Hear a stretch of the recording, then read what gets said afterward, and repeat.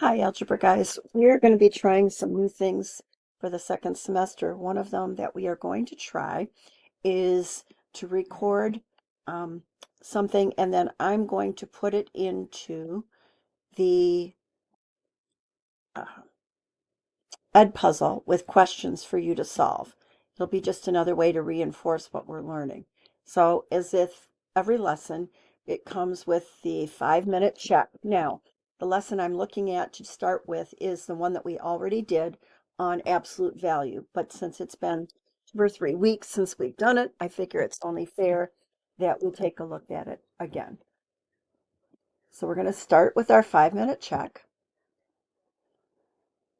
And what will happen is you will get an opportunity in a minute to put the answer to the question in. And then I will also, after I give you time to do that, I will click on it and then you'll see the right answer. So it'll work just like the Edpuzzles we've seen in the past. This is just new to me creating one for you.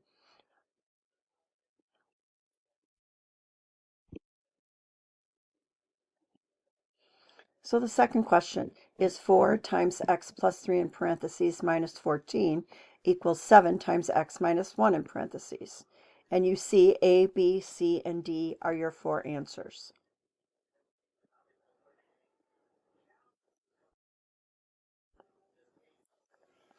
The third one is 2.8w minus 3 equals 5w minus 0.8.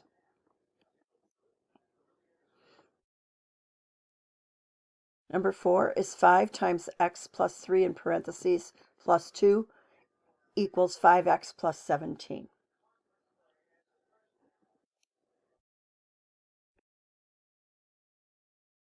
Now, this one is a word problem. An even integer divided by 10 is the same as the next consecutive even integer divided by 5. What are the two integers? So you're going to have to remember what it means to be even. You should be able to do that.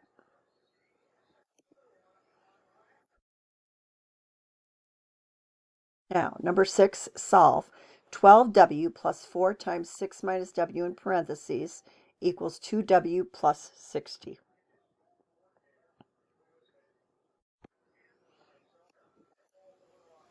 Now it goes through, every time we do a new lesson, it goes through the mathematical practices and the content standards for algebra, and you can see those that are listed there.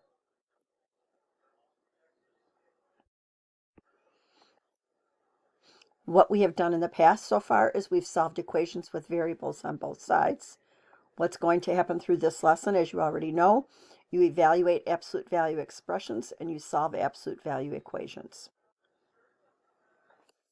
Your first example, evaluate a minus 7 in absolute value brackets plus 15 equals a if a equals 5. Let's read that again. Evaluate the absolute value of a minus 7 plus 15 if a equals 5.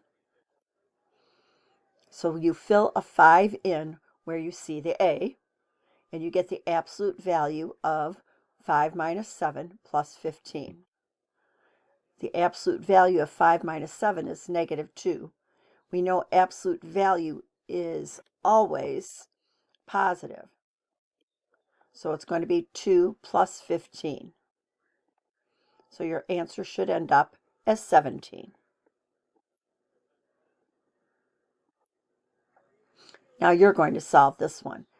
The absolute value of 17 minus b in the absolute value bars plus 23 if b equals 6. Go ahead and figure out what that would be.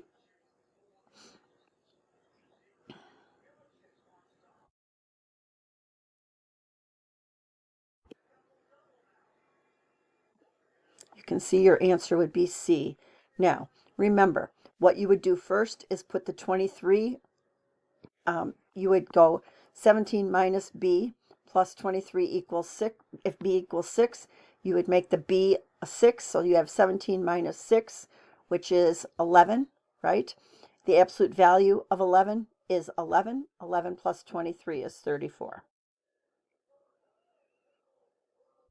So these are the concepts that we're working on in this lesson. Okay, it says solve the absolute value of 2x minus 1 equals 7. Okay, how are we going to do that? That's your original equation. You've got to have two cases. One where 2x minus 1 is 7, and one where 2x minus 1 is negative 7. Remember, we know that, excuse me, this is how you do this one because there's no other number on this side of the equal sign. So you would add 1 to both sides on this side and add 1 to both sides on this side. When you do that, over here you get 2x equals 8, and over here you get 2x equals negative 6. You're not done. Divide both sides by 2. And you get on this side x is 4, and on this side x is negative 3. So then you graph it by making a number line and just plotting the points. Okay, solving. P plus 6 in absolute value bars equals negative 5. That means you're going to have two scenarios, you would think, right? But we remember that whenever this is negative, our answer is always the empty set.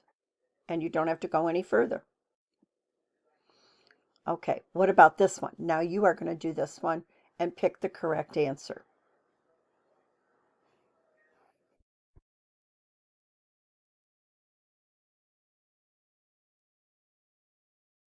If you picked A, you would be correct.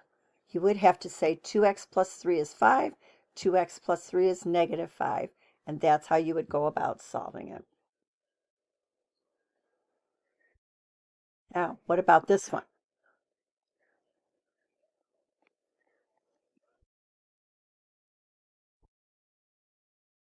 Now you have a word problem. The average January temperature in a northern Canadian city is 1 degree Fahrenheit. The actual January temperature for that city may be about 5 degrees warmer or colder. Write and solve an equation to find the maximum and minimum temperatures.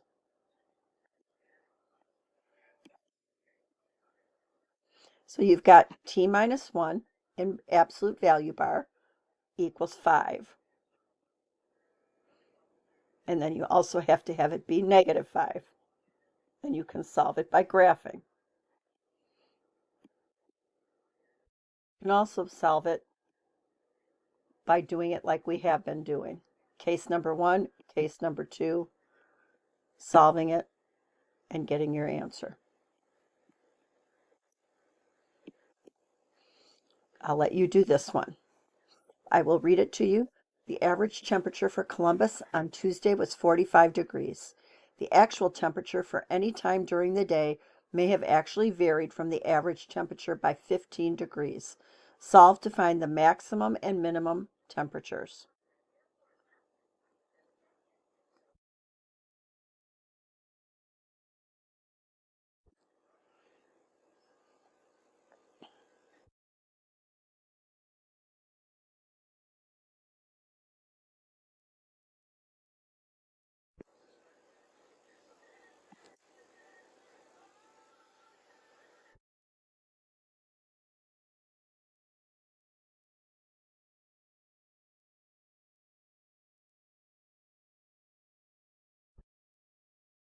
And there you have it.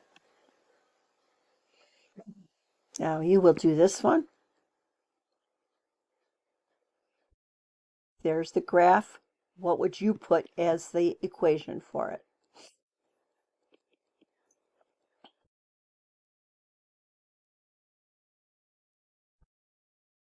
And that's the end of this lesson. We're going to stop the recording.